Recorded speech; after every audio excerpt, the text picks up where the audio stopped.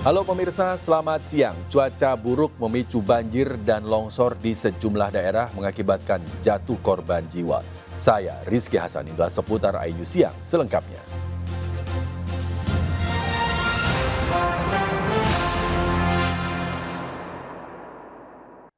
Pemirsa, unjuk rasa ratusan mahasiswa di depan kantor DPRD Kabupaten Lebak, Banten berakhir ricuh. Mahasiswa membongkar pagar kantor DPRD sebagai bentuk protes ke anggota dewan.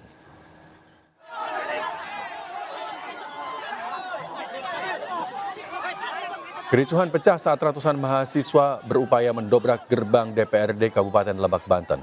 Upaya mahasiswa dihalangi petugas sehingga terjadi aksi saling dorong. Dalam aksi ini, mahasiswa menyuarakan kekecewaan atas sejumlah persoalan di Kabupaten Lebak, mulai dari kemiskinan yang tinggi, fasilitas kesehatan dan infrastruktur yang buruk, serta maraknya tindak kriminal. Massa juga menyoroti maraknya tambang liar yang mengakibatkan kerusakan lingkungan. Massa menilai Pemkab Lebak dan DPRD telah gagal memajukan Lebak. Sejumlah tuntutan perbaikan yang sudah disampaikan sebelumnya tidak pernah ada hasilnya. Demo mahasiswa mengkritik pembangunan disampaikan untuk menyambut hari ulang tahun Kabupaten Lebak yang ke-195.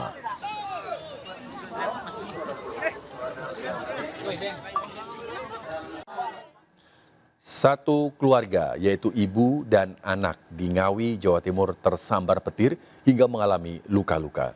Rumah yang ditempati keduanya juga rusak berat akibat kerasnya sambaran petir.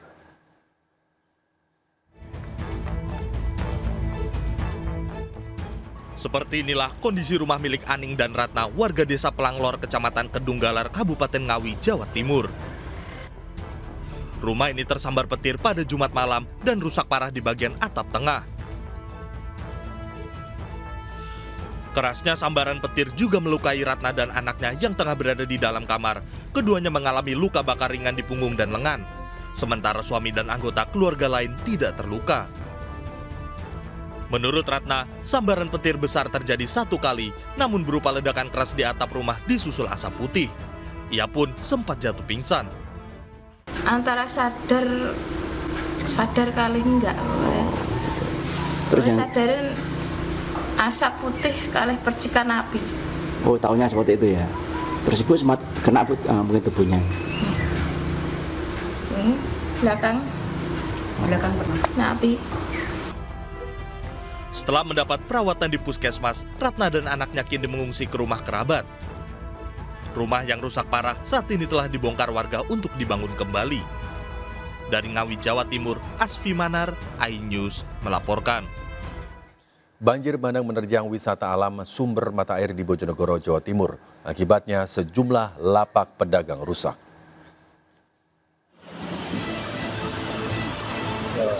Banjir bandang ini tiba-tiba menerjang kawasan wisata sumber mata air Grogolan di kawasan hutan lindung Desa Ngunut, Dander, Kabupaten Bojonegoro Sabtu sore. Derasnya air merusak sejumlah lapak para pedagang dan membuat pelampung di sungai hanyut terbawa arus. Beruntung saat kejadian lokasi wisata alam sepi pengunjung. Banjir diketahui datang dari hulu berlangsung dengan cepat. Tapi menurut ceritanya orang-orang sini mendadak gitu. Mendadak ya? Ya.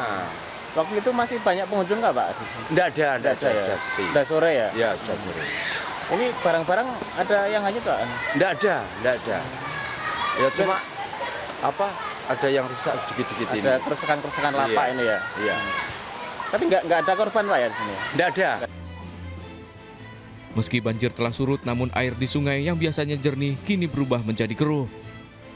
Banjir bandang di awal musim tahun ini termasuk salah satu yang terparah dibanding dengan musim hujan tahun sebelumnya. Dari Bojonegoro, Jawa Timur, Dedi Mahdi, iNews melaporkan. Banjir bandang juga menerjang sejumlah desa di Bojonegoro, Jawa Timur hingga sempat memutus akses jalan antar kecamatan. Sejumlah rumah rusak tersapu derasnya air bercampur lumpur. Banjir bandang menerjang desa Dander, Kabupaten Bojonegoro pada Sabtu sore sempat membuat warga panik. Air bandang juga meluber ke jalan hingga memutus akses penghubung antar kecamatan Dander dan kecamatan Ngasem, Bojonegoro. Banjir terjadi tiba-tiba usai hujan lebat yang mengguyur wilayah hutan dan perbukitan di kawasan hulu. Akibatnya sejumlah rumah warga rusak diterjang air bercampur lumpur. Meski banjir telah surut, namun lumpur sisa banjir ketinggiannya mencapai 1 meter mengendap di jalan dan rumah-rumah warga. Pemirsa, sebuah kapal penumpang antar pulau di Kabupaten Pangkep, Sulawesi Selatan tenggelam setelah dihantam angin kencang. 7 penumpang kapal ditemukan meninggal termasuk seorang balita.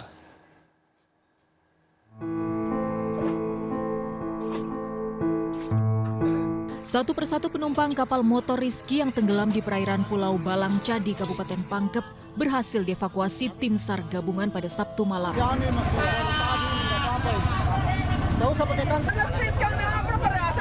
7 korban ditemukan meninggal termasuk 1 balita. Seluruh jenazah korban yang telah dievakuasi dibawa ke Pulau Pajenekang. Dan tadi sudah dievakuasi 5 orang, 3 dewasa dan 2 orang anak-anak.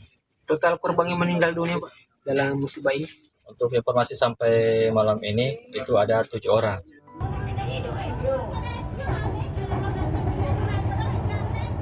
Kepanikan terjadi saat kapal motor Reski berpenumpang 17 orang tenggelam di perairan Pulau Balang Cadi, Kabupaten Pangkep. Kecelakaan terjadi saat kapal dalam perjalanan dari Pulau Pajenekang, Kecamatan Liukang, Tupa Biring, hendak menuju ke Kabupaten Pangkep.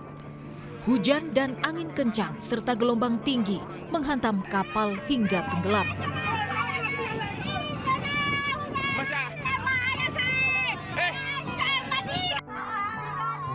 Dari total 17 penumpang, 10 diantaranya selamat dan 7 lainnya tenggelam, termasuk seorang balita. Dari Kabupaten Pangkep, Sulawesi Selatan, Udin Syahrudin, iNews melaporkan. 11 warga desa korban longsor bukit di Kecamatan Bakti Raja, Kabupaten Humbang, Hasundutan, Sumatera Utara belum ditemukan. Para korban hilang setelah longsor dan banjir menghantam 15 rumah dan hotel di wilayah tersebut.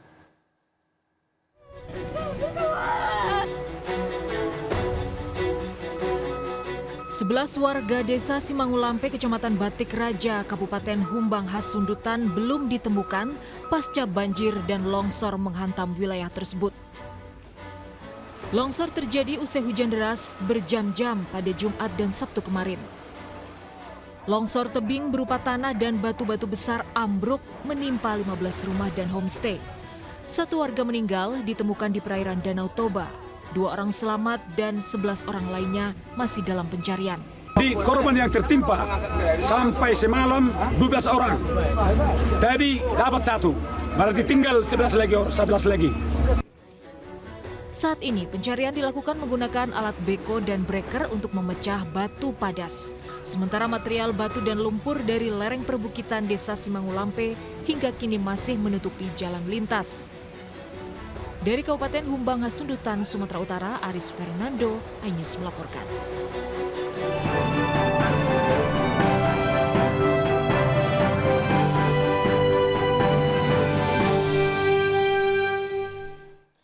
Pemirsa, memasuki kampanye hari ke-6 Capres dan yang diusung PDIP, Perindo, P3, dan Hanura, Ganjar Pranowo melakukan kegiatan kampanye di Lombok, Nusa Tenggara Barat. Ganjar melakukan kegiatan dengan mendekatkan diri ke masyarakat, yakni menghadiri forum terbuka para warga setempat, khususnya generasi muda Gen Z, dan melakukan lari pagi saat Car Free Day sekaligus menyapa masyarakat dan bertemu kaum difabilitas.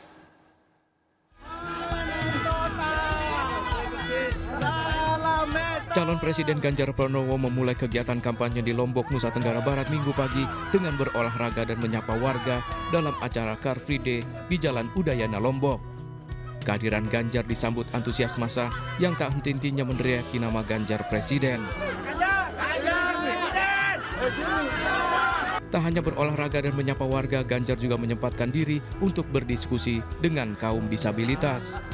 Dalam diskusinya, Ganjar berjanji akan memberikan akses pendidikan dan inklusi dan juga memastikan kesejahteraan bagi para penyandang disabilitas. Mereka butuh mendapatkan fasilitas yang sama dengan yang lain. Dari sisi pendidikan, mestinya sekolahnya makin inklusi. Dari sisi sarana prasarana, mereka bisa mendapatkan dengan baik. Tadi ada yang menyampaikan, saya sudah pakai kursi roda, Pak. tapi saya sulit untuk naik tangga, maka tolong berikan akses. Pak, saya tunanetra, tolong Pak seluruh jalan ada tandanya agar kami tahu. Atau bahkan tadi teman-teman dari komunitas tuli menyampaikan kepada kita semuanya bagaimana bahasa isyarat juga mesti diketahui oleh orang lain. Capres Ganjar dijadwalkan melanjutkan kunjungan ke Tuan Guru Bagu di Pondok Pesantren Koromol Huda Bagu. Ganjar akan bertolak dari Lombok ke Kendari untuk melanjutkan kampanye di Sulawesi Tenggara. Dari Lombok, Nusa Tenggara Barat, Putu Bagus dan Nandaya, Ari Setiawan, iNews melaporkan. Sementara itu, calon Wakil Presiden Mahfud MD berkunjung ke Pondok Pesantren Tebu Ireng di Kabupaten Jombang, Jawa Timur. Mahfud MD melanjutkan kegiatan dengan berziarah ke makam Presiden RI keempat Kiai Haji Abdurrahman Wahid atau Gus Dur dan makam pendiri NU Kiai Haji Hasyim Asy'ari. Mahfud MD mengakhiri rangkaian acara dengan menghadiri Shalawat Persatuan Indonesia di Sidoarjo, Jawa Timur.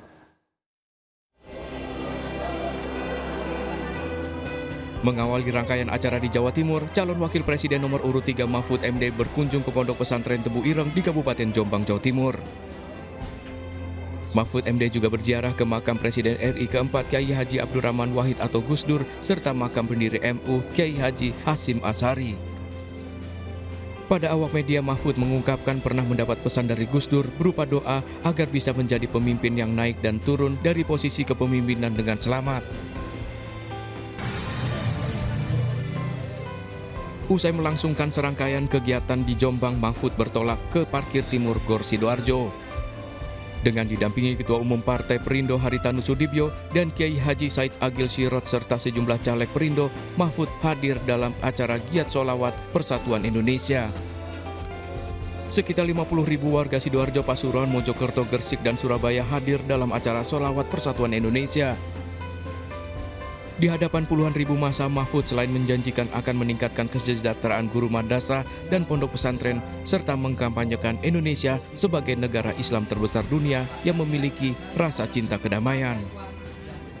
Islam yang damai ke luar negeri melalui diplomasi. Sebab itu kita berpikir perlu ada orang-orang yang menjadi anak panah ke luar negeri untuk menunjukkan bahwa Indonesia negara Islam terbesar di dunia, tapi negara yang paling damai. Melalui Shalawat Persatuan Indonesia ini diharapkan masyarakat bisa memperkuat persatuan dan kesatuan bangsa, khususnya dalam momen kampanye pemilu. Tim Liputan iNews melaporkan. Capres nomor urut 2 Prabowo Subianto melakukan silaturahmi dan memberi makan sebanyak 7.000 santri di Pondok Pesantren Miftahul Huda, Manonjaya, Kabupaten Tasikmalaya, Jawa Barat. Prabowo meminta doa pada para santri dan pengasuh pondok pesantren agar bisa menang dalam Pilpres 2024 kali ini. Calon Presiden nomor urut 2 Prabowo Subianto mengunjungi Pondok Pesantren Miftahul Huda di Kecamatan Manonjaya, Kabupaten Tasikmalaya. Dalam kunjungannya, Prabowo didampingi langsung Ketua Umum Partai Demokrat sekaligus Wakil Ketua Dewan Pengarah TKN Agus Harimurti Yudhoyono serta Ketua TKD Prabowo Gibran Jawa Barat yang juga mantan Gubernur Jawa Barat Ridwan Kamil. Kedatangan Prabowo ke pondok pesantren disambut dengan antusias oleh ribuan santri dan warga di luar lingkungan pesantren. Prabowo juga menyapa ribuan santri yang sudah menunggu sejak pagi serta membagikan makanan siang kepada 7.000 santri. Sementara itu, Capres nomor urut 1 Anies Baswedan mengunjungi Kampung Nelayan di Kecamatan Kronjo, Kabupaten Tangerang, Banten. Anies menyempatkan berdialog dengan para nelayan. Di hadapan para nelayan, Anies berjanji akan mempermudah pembuatan dokumen kapal.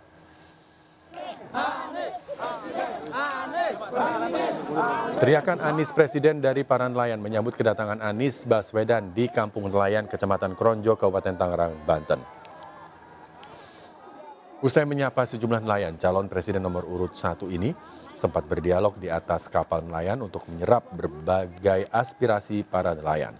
Di hadapan para nelayan, Anies berjanji akan merealisasikan berbagai keluhan nelayan jika terpilih menjadi presiden nantinya. Mulai dari pembangunan pelabuhan sementara, pembuatan dokumen kapal, normalisasi kali Cipasilian, hingga menuntaskan persoalan pematokan laut oleh pengembang.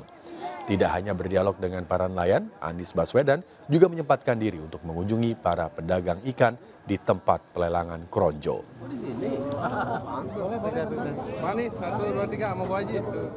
Dukungan kepada pasangan Capres-Cawapres nomor urut 3 terus mengalir dari berbagai pihak. Salah satunya Dewan Pimpinan Pusat Majelis Muzakarah Muhtadi Cidahu, Banten yang resmi menyatakan dukungan kepada Ganjar Pranowo dan Mahfud MD.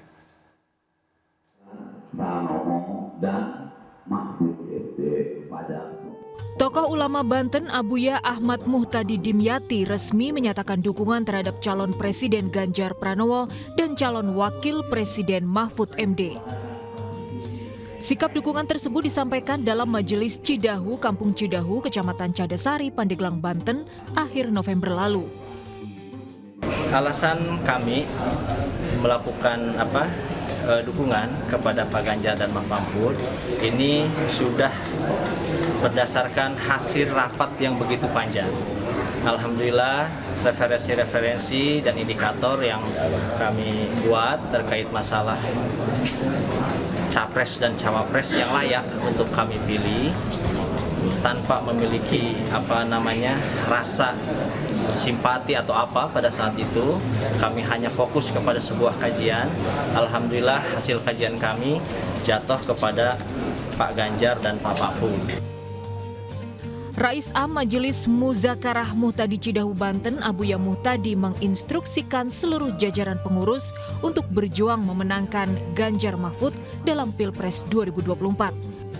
Dukungan terhadap Ganjar Mahfud diharapkan dapat mewujudkan demokrasi dalam tatanan berbangsa dan bernegara. Dari Pandeglang, Banten, Iskandar Nasution, News melaporkan. Akibat curah hujan tinggi yang melanda Sukabumi, Jawa Barat, satu rumah ambruk rata dengan tanah dipicu pergerakan tanah. Informasi ini akan kami hadirkan sesaat lagi, tetaplah bersama kami.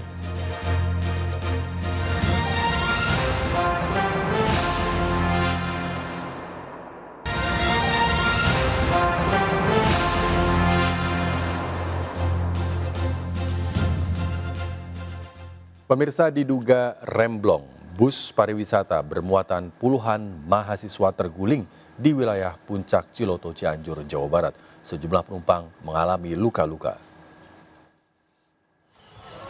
Bus oleng pagi-pagi. Bus pariwisata bermuatan puluhan mahasiswa asal Jakarta terguling di kawasan Puncak Ciloto, Cianjur, Jawa Barat pada Sabtu pagi. Bus yang melaju dari arah Puncak Bogor menuju Cianjur oleng dan hilang kendali, namun saat menemukan jalan alternatif bus langsung banting setir. Lantaran sudah hilang kendali, bus menabrak tebing sebelah kanan hingga terbalik ke sebelah kiri. 11 mahasiswa yang berada di dalam bus mengalami luka-luka. Banyak masih muter, anyar kene. Akibat curah hujan yang tinggi melanda Sukabumi, Jawa Barat, satu rumah ambruk rata dengan tanah dipicu pergerakan tanah.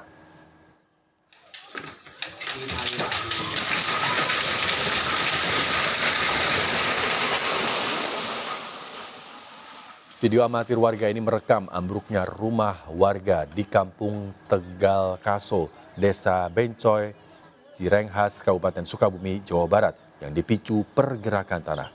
Beruntung saat kejadian, seluruh penghuni rumah telah dievakuasi ke tempat lain.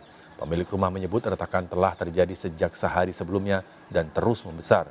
Untuk mengantisipasi korban, seluruh area yang terancam pergerakan tanah telah dipasang garis polisi, termasuk mengosongkan 6 rumah warga lainnya yang terdampak.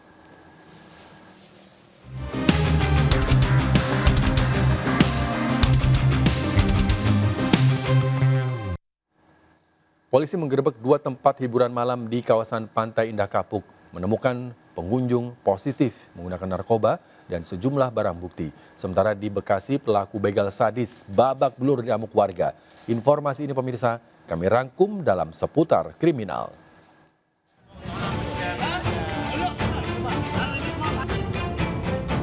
Pemuda pelaku begal sadis di Kota Bekasi, Jawa Barat ini babak belur diamuk warga usai merampas handphone dan menikam korbannya yang tengah menunggu kendaraan mogok di atas flyover Kranji. Evakuasi korban berlangsung dramatis di tengah kepungan massa. Polisi masih memburu satu rekan pelaku yang kabur.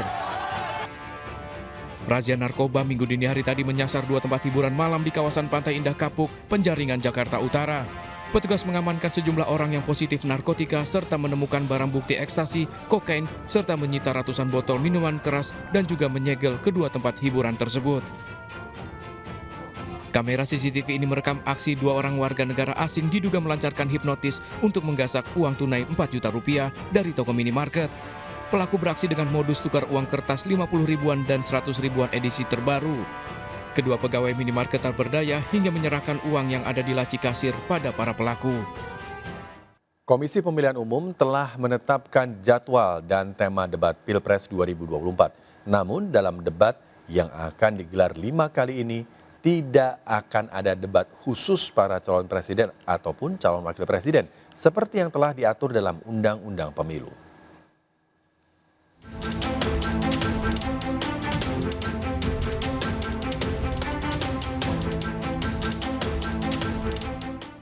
Komisi Pemilihan Umum telah menetapkan jadwal dan tema debat pemilihan presiden 2024. Namun debat Pilpres kali ini berbeda dengan Pilpres sebelumnya, yaitu KPU mengubah format debat, di mana debat kali ini tidak akan ada debat khusus para calon presiden maupun calon wakil presiden. Perubahan format debat KPU mengundang kontroversi. Pasalnya, berdasarkan Undang-Undang Pemilu dan PKPU nomor 15 tahun 2023, debat Pilpres digelar dengan 3 kali debat khusus Capres dan 2 kali debat Cawapres. Rencana menghapus debat khusus Cawapres memicu polemik. KPU dinilai melakukan kejahatan sipil karena mendengarkan debat kandidat dalam proses Pilpres merupakan hak publik.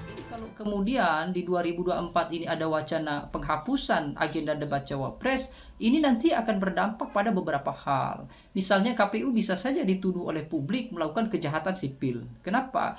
Karena mendengarkan debat kandidat dalam proses pemilihan presiden itu adalah hak publik. Publik tentu tidak mengenali satu persatu dari tokoh-tokoh yang akan diajukan dalam surat suara di pemilu 2024. Sehingga mereka perlu mengenali mereka dari proses kampanye, termasuk juga debat kandidat. Sehingga debat kandidat ini menjadi penting. Atas polemik tersebut, KPU pun menyampaikan bantahan. Menurut KPU, nantinya semua pasangan calon akan hadir bersamaan dalam debat yang digelar sebanyak 5 kali. Namun debat khusus Capres dan Cawapres akan dibedakan dari sisi proporsi waktu bicara. Atas perubahan format debat tersebut, ketiga Cawapres pun mengaku siap menjalankan keputusan KPU. Ketika bersedia menjadi calon, dengan segala yang ada harus siap untuk berdebat dan memperlihatkan kemampuan. Itu kan bagian dari proses seleksi oleh masyarakat. Mas, terkait materi Cawapres kan tidak jadi satu lagi.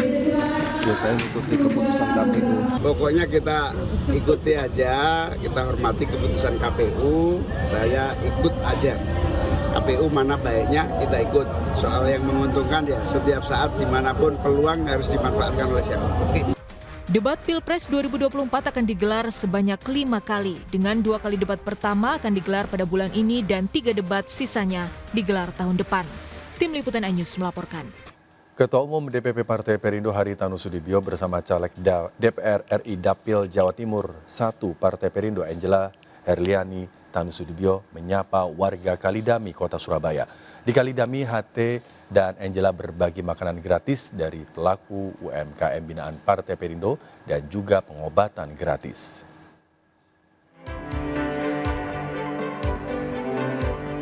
Warga RW 10 Kalidami, Surabaya menyambut meriah kedatangan Ketua Umum Partai Perindo Haritanu Sudibyo bersama caleg DPR RI Dapil Jatim 1 Angela Herliani Tanu Sudibyo. Kedekatan keduanya dengan masyarakat terlihat saat Partai Perindo menggelar pembagian makanan dan pengobatan gratis. HT meyakinkan masyarakat bahwa Partai Perindo selalu memprioritaskan kesejahteraan masyarakat kecil. Hal ini dibuktikan dengan dilibatkannya para pelaku UMKM binaan Partai Perindo dalam berbagi makanan gratis. Jadi Partai Perindo itu fokus untuk berjuang mengentaskan rakyat kecil secepat-cepatnya melalui kebijakan. Nah, kebijakan itu ranahnya anggota dewan. Nah, pelaksana. Makanya kita juga kalau punya kursi yang cukup di anggota dewan, kita akan berjuang supaya kader kita di eksekutif. Saya kira banyak sekali potensi yang bisa kita kembangkan. Tadi ada juga yang dikembangkan oleh UMKM di RW 10. Ini adalah bentuk ekonomi kreatif yang kalau kita bina dengan branding, dengan packaging dan lain sebagainya, ada added value yang bisa ditingkatkan sehingga nilainya bisa makin meningkat dan harapannya bisa semakin mensejahterakan masyarakat di RW 10. Partai Perindo yang mendukung Capres-Cawapres Ganjar Mahfud akan terus turun ke masyarakat untuk mensosialisasikan program pro rakyat untuk Indonesia sejahtera. Dari Surabaya, Jawa Timur, Maria Elizabeth dan Ganang Nugroho, iNews melaporkan. Kami akhiri jumpa kita siang hari ini. Saya Rizky Hasan bersama tim yang bertugas mengucapkan terima kasih. Tetap semangat dan sampai jumpa.